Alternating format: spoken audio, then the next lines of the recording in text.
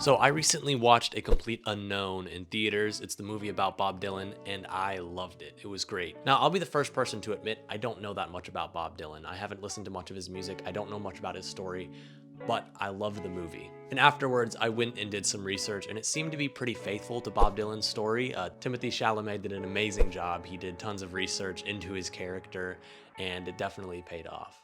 And I know there were a lot of people, especially Bob Dylan fans, that were a bit upset about Timothy Chalamet being cast as Bob Dylan, and it kind of got me thinking about biopics as a whole. Biopics, I'm not really sure. I'm gonna go with biopics because that makes sense to me. I feel like every time I turn around, there's a new biopic being produced. There's Oppenheimer, Bob Marley's One Love, Pharrell Williams' Piece by Piece. There's just a lot coming out. And I don't think that's a bad thing, but I think a lot of people are becoming disgruntled with the fact that there's so many new biopics being produced. And it's all got me thinking about what makes a good biopic and what the point of them even is. And I think there's two sides of the coin. There's biopics that try to appeal to fans of that person, and there's biopics that try to tell a good story. And these two things aren't mutually exclusive. You see both, but I wanted to talk about today what separates the two.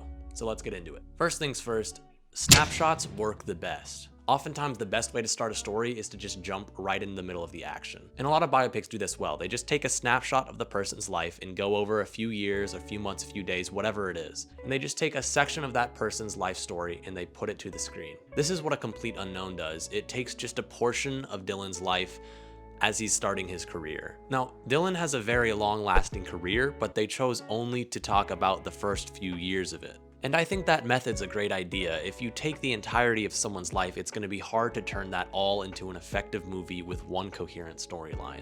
And sometimes those long-form biopics do work, but I think the most effective ones just take a snapshot, a single storyline of that person's life. Now, the second thing is choosing good actors. This is something that I see people getting upset about, and it is a good question. Should you cast actors that look and act like the person they're playing, or should you just cast good actors? And this came up a lot with Timothy Chalamet playing Dylan. It seemed kind of out of ordinary for someone like Chalamet to be playing someone like Dylan. And I think if we take a look at the biopics that have succeeded really well, we see that the two don't have to be exclusive.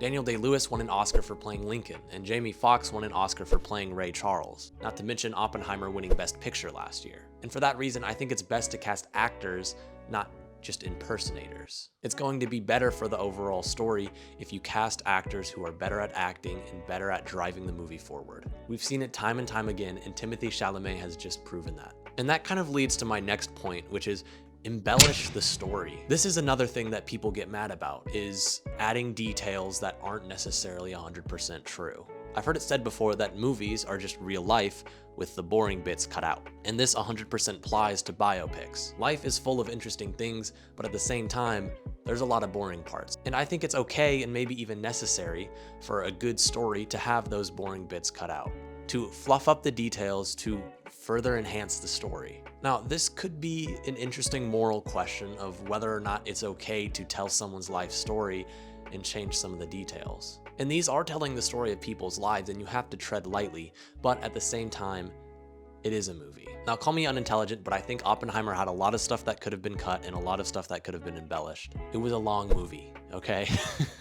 Anyway, if I had to sum up all my points, I would say tell the story.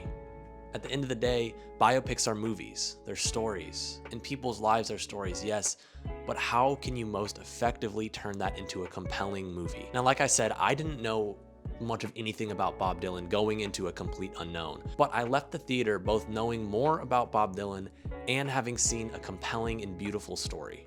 Turning these beautiful people's lives into beautiful stories and beautiful movies is what it's all about. I really like biopics, and I especially like the ones where you can just get lost in it. I want the fact that this is a true story to be the cherry on top, not the main driving factor of the movie. And I don't think this trend of biopics is going to slow down at any point, and I'm okay with that, as long as they tell the stories they're meant to tell. Well, that's all from me. Thanks for watching, like and subscribe. Peace.